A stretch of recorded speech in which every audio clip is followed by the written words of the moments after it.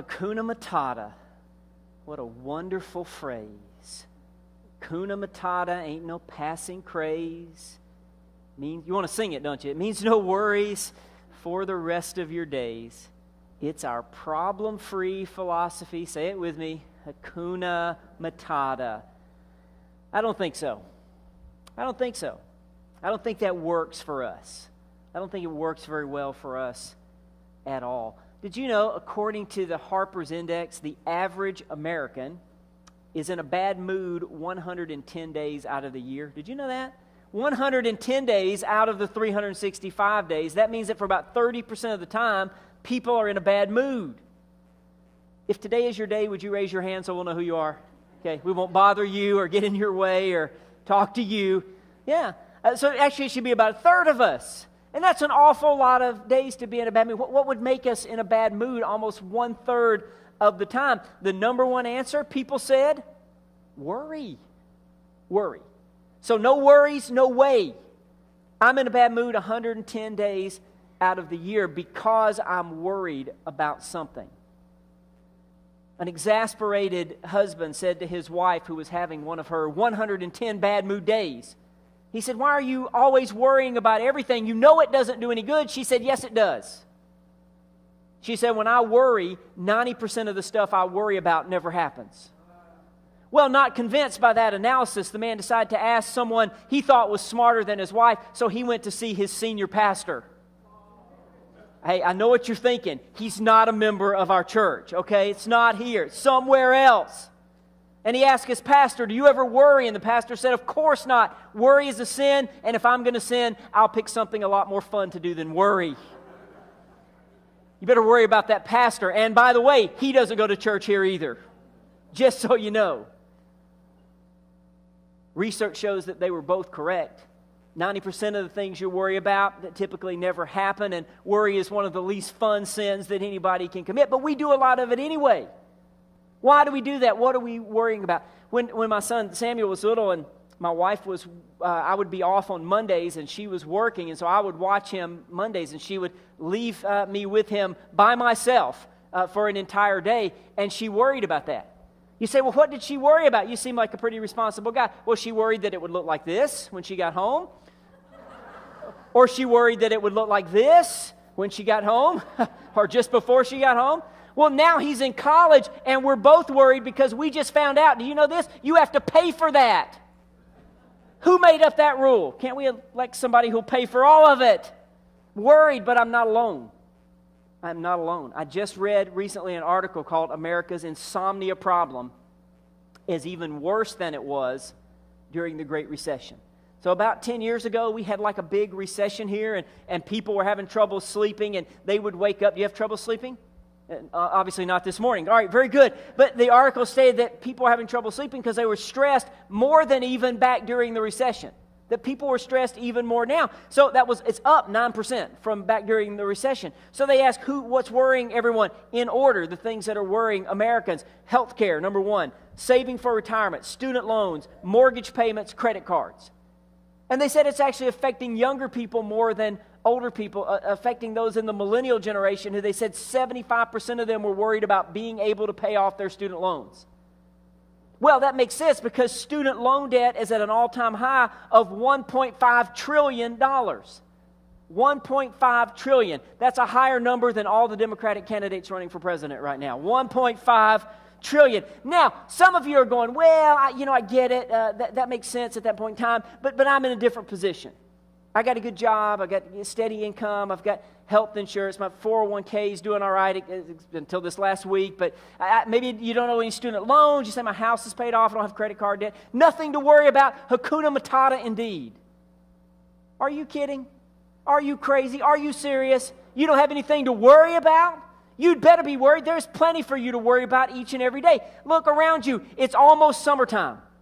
And during the 2 weeks that it's summer here in Illinois, every day the sun is blasting cancer-causing cells it's rays into our beautiful faces. Vents in buildings are pouring out, blowing out lung-clotting mold. My favorite potato chips have too many carbs. The vegetables I force myself to eat have too many toxins. Everywhere I look, something makes me worry. My wife, Rebecca, flew to Nashville last week, and we searched for like the cheapest flight we could find, and we found a really cheap flight. It was on Frontier Airlines. And Frontier, yeah, that's what I thought. Frontier Airlines, a cut-rate airline, so we got a good price, but it made me worry. I worried that she hadn't updated our will, or that she was going to cut me out of it like she'll do now when she hears this. The cut-rate airlines make you worry because they've now at O'Hare, they've put them all together.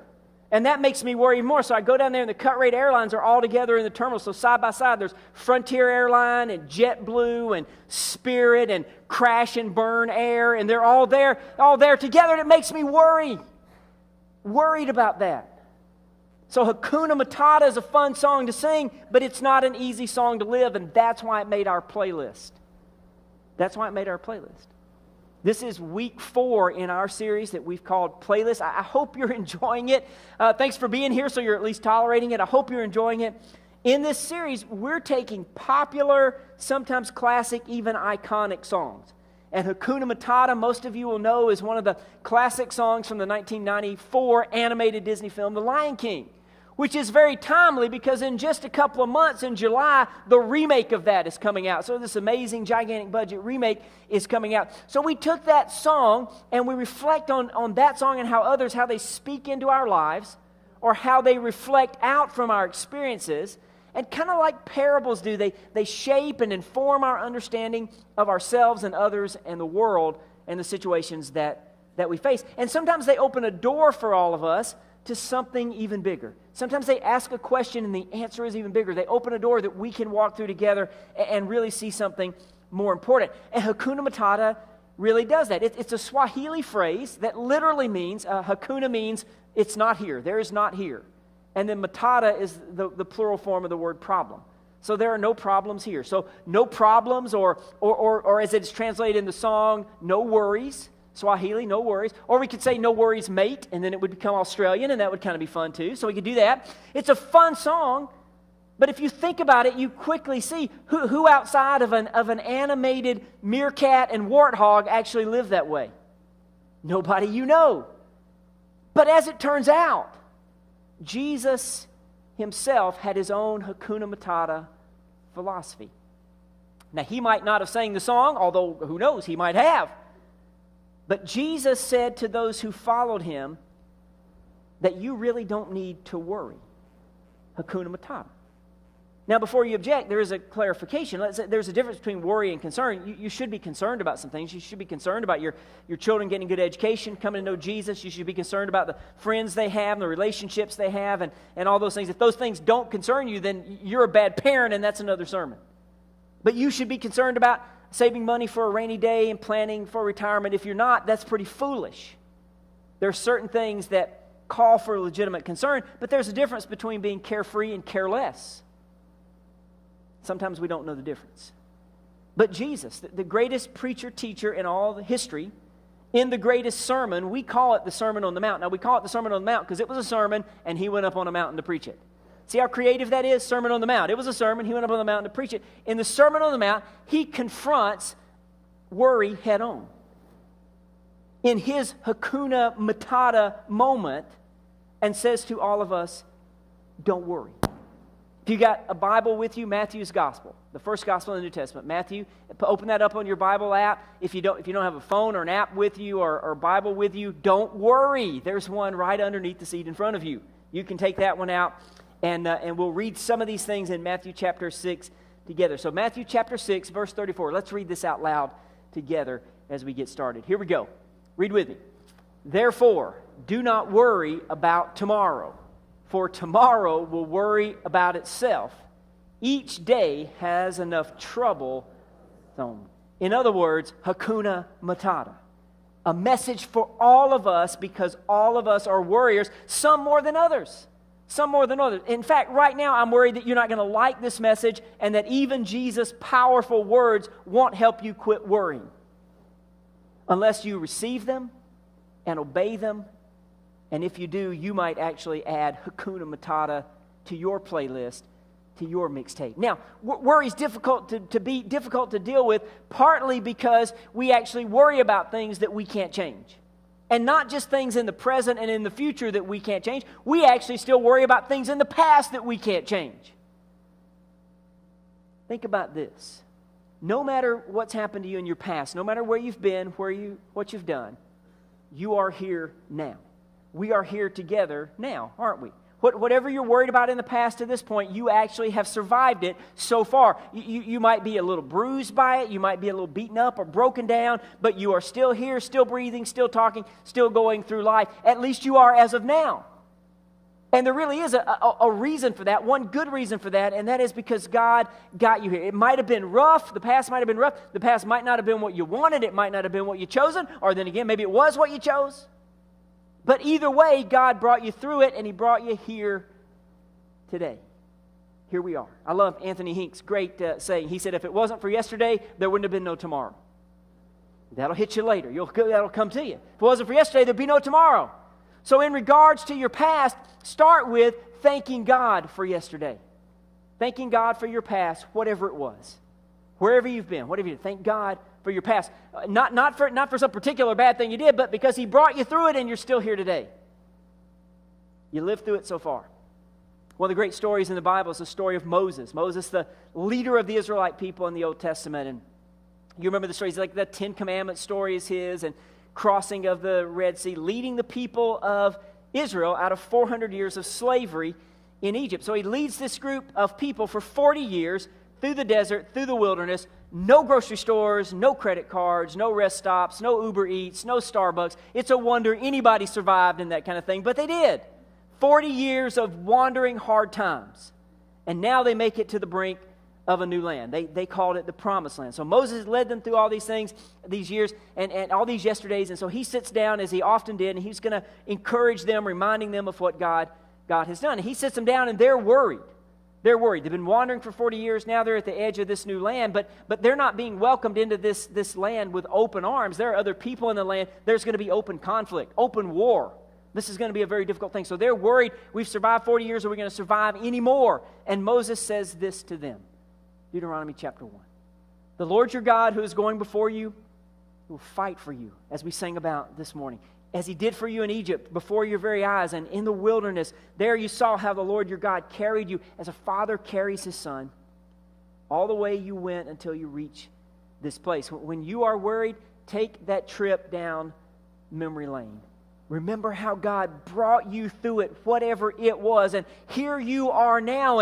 And Moses reminded them of the specific things. You know, God parted the Red Sea and brought you through there. He rescued you from the Egyptian army. And in the wilderness, God brought you something to eat in the morning. You had bread from heaven in the morning and quail at night to eat. And you didn't have to bake the bread or hunt the quail or any of that. God took care of you. And He reminded them, don't you think if God took care of you in the past and He got you through the past and here you are now, He'll take care of you today. Love Isaiah 46, verse 3. Listen to me, descendants of Jacob, all you remnant, whom I have upheld since your birth. I've carried you since you were born. God got you through the past, whatever it was, so thank Him for yesterday, but don't get stuck there. Don't stay there. Adele Parks writes this: the past is for learning from and letting go, but you can't revisit it because it vanishes. The great apostle Paul understood that. He came to follow Jesus. He realized he couldn't stay in the past. Philippians chapter 3. I don't consider myself to have taken hold of it, but here's this one thing I do. I forget those things that are behind. I reach forward to what's ahead. Remember that God brought you through your past. Don't worry about it. Don't get stuck there, even if your past has been good. You can't get stuck in the past, even if the past has been positive. And that's a pretty significant thing, because sometimes the past, you look back on the past and you go, man, the past was better than today. Paul could have said that in many ways. He had this great Jewish history. He's like analogous in Jewish history. He'd be like being part of the Kennedy family or the Bush family, part of this prominent Jewish family, and got this great history and a lot of achievements and everything. It was celebrated at a young age and all these things you would want. And then even now, as a follower of Jesus in the New Testament, he's become a spiritual superstar. He's writing what will become the vast majority of the New Testament. But he says, I'm not going to get stuck in the past, even the good part of the past, even the glory days of the past. I'm not going to get stuck in that way of thinking. What about you? If the past has been good to you, and for some of you, you go, it has. The past has really been good overall. Thank God for it, but don't get stuck there. You can thank God for yesterday, but you can't keep living there, even if yesterday was a good day. Even if yesterday was a great day. Even if you're here this morning and you're thinking, you know what? Yesterday was the best day. I don't think there'll be a today or tomorrow that can beat it. Either way, you can't stay there. Thank God for it.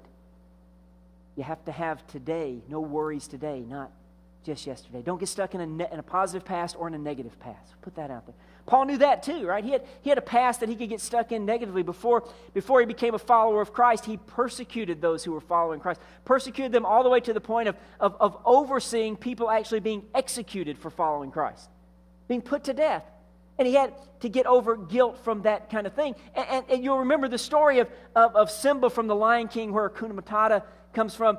Simba was living with guilt, thinking that it was his fault that his father, Mufasa, had been killed in a stampede. Thinking it was his fault. And so he was trying to live this Hakuna Matata life, but he was living that trapped by the guilt and shame of his past and running away from it. Maybe that sounds familiar to some of us as well. The Apostle Paul having to put up and move past that guilt, move past the grief from those who had hurt him and those kind of things, and grudges against people who had been mean to him. He'd been shipwrecked and he'd been beaten and he'd been persecuted. Once he came to follow Christ, he went from being the one who persecuted to the one who was being persecuted. But he realized he had to let all those things go to follow and serve Jesus in the present and in the future. The same is true for you and I. We got to let all those things go to be able to follow and serve Jesus today and in the future. So here's the thing. Maybe it's not quite as simple as you think. You can easily get stuck in a negative past. You can certainly get stuck in a positive past. You can keep worrying about that. Or you can make this very simple change and make this your motto. Turn to God for today. Turn to God for today. Thank God for the past because He's brought you through it, the good and the bad, because you're here today. When you turn to Him today, He says this to you, Matthew chapter 6. Jesus again in this Sermon on the Mount. Therefore I tell you, don't worry about your life, what you will eat, what you will drink, or about your body, what you will wear. Is not life more than food and the body more than clothes? So don't worry about that. Verse 31, so do not worry, saying, what shall we eat, or what shall we drink, or what shall we wear? And verse 34 that we read, therefore do not worry about tomorrow. Tomorrow will worry by itself. Each day has enough trouble of its own. Now, at this point, Jesus is not talking about yesterday. Yesterday's gone. He's talking about today and tomorrow and how to leave your worries about today and tomorrow behind. Hakuna Matata. Here's how you do that today and tomorrow and every day. Here's how we do that. Look up instead of just around. Because when you look around, you see all those things that can worry you. Some of the things we talked about when you look around. I read just the other day statistics. This is frightening. It said 20% of all fatal accidents are car accidents. So you can't ride in a car. That's dangerous. 20%, it's true. 17% of all accidents happen at home, so you can't stay at home. Okay? 15% of all accidents happen to pedestrians, so whatever you do, don't walk. You can't travel by air, rail, or water because 16% of all accidents happen from those activities. You say, what am I going to do? I'm really worried now. Well, good news, 0.001% of all accidents happen in church, so you're safe here this morning. Hakuna Matata, no worries. No worries. But only when you look to God instead of looking around. Verse 30, if that's how God clothes the grass of the field, which is here today and tomorrow is thrown into the fire, how much more will He clothe you, O ye of little faith? Psalm 37, commit everything you do to the Lord. Trust Him and He'll take care of you. When you feel yourself starting to worry, whatever it is you're worried about, maybe it's your health or your family or your finances or your future or even things literally like he's talking about food, shelter, and clothing, all the stuff we think we control and we try to control and we discover over and over again that we can't control it. And then Jesus gives these examples. He said, well, look at the birds. Look at the birds, the example of the birds. God feeds them. Aren't you more important than them? And you go, yeah, you look at the birds. God provides for them. You never see a bird with hypertension or taking medicine for anxiety or anything like that. God takes care of them, right? Aren't you more important to God than birds? In fact, you are. You're His best creation, created in His very image. Created in God's very image. You know what that means? When He looks at you, He's reminded of Himself. Think about that thought. When God looks at you, created in His image, he's reminded of himself. Don't ever doubt how valuable you are to God. He says, look at the birds and look at the flowers growing in the field. They don't worry about their clothing. And it's true, isn't it? You've never seen a flower break into a sweat. You've never seen a flower pacing the flower bed, worried about all this. Never, right? God clothes them. And aren't you even more important to God than that? And besides, who by worrying can add a single moment to their life? Now, if you could add some hair to your head, maybe it would be worth doing, right? For some of us, but it won't do that either. Worry never helps. God always does. That's why the Bible says, turn your worries over to Him. 1 Peter chapter 5, verse 7. Turn your worries over to Him. Philippians chapter 4. Don't worry about these things. Pray about these things. Tell God what you need. Thank Him for what He's done. You'll experience God's peace. God will do that in your life, but you have to look up and not just around. If you look around, you just see all kinds of things to worry about. I love Mary Crowley's great philosophy. She said, every evening I turn my worries over to God. He's going to be up all night anyway. It's true. Turn your worries over to God. Don't just drop them off for a visit and come back and take them home, but leave them there. Give them a new address. Pack them up. Take the train. Give them a one-way ticket from your heart to God's house and let them stay there. But it's easier to sing Hakuna Matata than to live that way. But it starts with looking up. Secondly, real quick, put first things first in your life. First things first. He says, don't worry about all these things. And then he adds in verse 32, Matthew chapter 6, verse 32, for the pagans run after these. Those who don't follow God, they run after all these things. Your heavenly Father knows what you need. He knows the things that you need. Knows what you need. But seek first His kingdom, His righteousness. All these things will be given to you as well. The right order in your life is important. God knows all the things that you need, all the things that we worry about. Putting things in the right order in your life, putting your focus in the right place. Not spending all this time worrying about these things, but no time focused on God. He said, reverse those things. Put God first in your life. Put God first in your life. God will bring you these other things that He knows you need in the right order and at the right time. So look up instead of just around. Put God first. First things first in your life. And then the third one, so important, just live one day at a time. Live one day at a time. Charles Schulz, the creator of the Snoopy, Charlie Brown comics and all that, said this, don't worry about the world coming to an end today. It's already tomorrow in Australia. Jesus said, don't worry about tomorrow. Tomorrow will worry about itself. Each day has enough troubles of its own.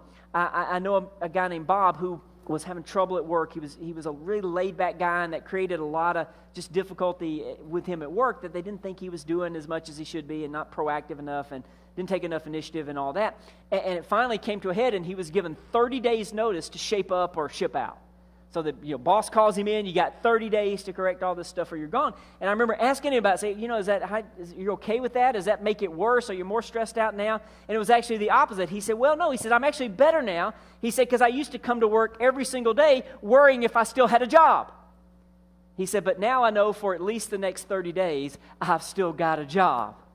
And I think he understands how we get in this habit of worrying each and every day about what's going to happen next. And Jesus is telling us, no, you got to take one day at a time. Don't keep looking at everything that's going to happen in the future, asking that question of what if.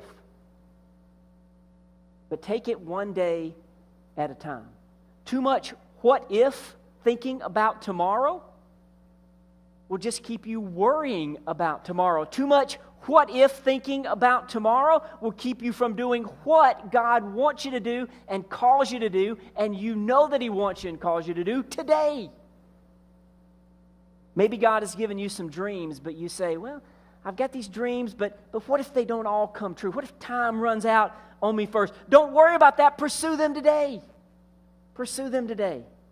God has given you some great gifts and abilities, but you say, what if I don't manage to maximize those? Or what if I mess up? Or what if I fail? And you worry about that. Forget that. Use them today. You know that God calls you to put Him first, and you say to Him, Lord, I really want to put You first, and I'm trying to put You first today, but what if tomorrow I'm too distracted? And what if tomorrow I get too busy and other things add up on me, and you worry about that? Forget about that. Put Him first today. You say, Lord, I would invest my time and my talent and my treasure in You, in Your kingdom. But if I do that, what if I have an emergency and I need that treasure, I need that money back? You worry about that. Invest in God's work today. Know that He'll take care of you tomorrow. You worry about those things. You don't need to worry about that. Your worry about tomorrow is hindering what you should be doing and what God has called you to do and what you know God has called you to do today. Because only when you turn to God today do you actually have no worries for today and tomorrow. Hakuna Matata. Lastly, this, for the rest of your days, trust God for tomorrow. I love this verse, Proverbs chapter 27, verse 1. Is this not a wise verse? Do not boast about tomorrow, for you do not know what a day will bring. It's not only wise, it has the added insight of being true. None of us knows what a day will bring. None of us knows what tomorrow will bring. The great physicist Niels Bohr famously said, prediction is very difficult, especially if it's about the future. Because you don't know what's going to happen in the future. You don't know. You don't have the future or tomorrow, even the rest of the day. But we have. Actually, you and I, we have something even better than the future. If you trust in the God who holds all of your yesterdays, all of your todays, and all of your tomorrows in His hand. Joshua 1, verse 9, a great Old Testament passage. God says to Joshua, have I not commanded you, be strong and courageous, don't be frightened, don't be dismayed, for the Lord your God is with you wherever you go today and tomorrow. He's going to be with you. Isaiah 46, even to your old age and gray hairs, God says, I am He who will sustain you. I've made you, I'll carry you, I'll sustain you, I'll rescue you. You don't know anything for sure about tomorrow except that God will be there because He's already there. He'll meet you there. No worries about tomorrow. Just the expectation, the knowledge that God is already there waiting on you. He was just a little boy, and his mother died when he was even younger. And his father was trying to do this thing, and maybe some of you have had this experience. You try to be both father and mother, and that's a ton of work. And, he's doing a pretty good job, and he decided for him and his son to take a picnic together. And as it turned out in their life, the little boy had never been on a picnic, so he was excited about that. And the night before, they packed their lunches, and they packed the car, and they loaded everything in there. And then it was time to go to bed, and the picnic was the next day, so they went to bed, and the little boy couldn't sleep. Dad was sound asleep, but the little boy couldn't sleep. He was tossing and turning, and the excitement finally got to him, and he got up out of bed, and he ran down to his dad's room, and Dad was already asleep, but he shook him and woke him up. Some of you have been there too, right? He woke him up, and Dad said, son, what are you doing up? What's the matter? And the boy said, I can't sleep. Why can't you sleep? He said, I'm just so excited about tomorrow. His father said to him gently, he said, yeah, tomorrow's going to be a great day. It's going to be a fun day. It's going to be a wonderful day. It's even going to be a better day if we get some sleep before we go there. So why don't you go back down the hall and go to bed? Well, the little boy went back down the hall and got to bed. One of them went to sleep, the father. He went sound to sleep real quick. The little boy still couldn't sleep. Tossed and turned for a little while. Wasn't long before he got back up, came down the hall. Dad's asleep, so he comes in. He's kind of pushing, shoving on Dad, trying to wake him up. Eventually, does wake him up. Father opens his eyes. He's about to blurt out some kind of harsh words till he saw the expression on his son's face. The father said, what is it? What's the matter now? The little boy very gently said, Daddy, I just want to thank you for tomorrow. You see, you thank God for yesterday because you're here today. You turn to Him today. You never have to worry about tomorrow because you can trust God for the rest of your days. As Jesus said, therefore I tell you, do not worry about your life. And this morning, not only have you heard it from the Lion King, but you have heard it from the King of Kings, Jesus Christ Himself. Hakuna Matata.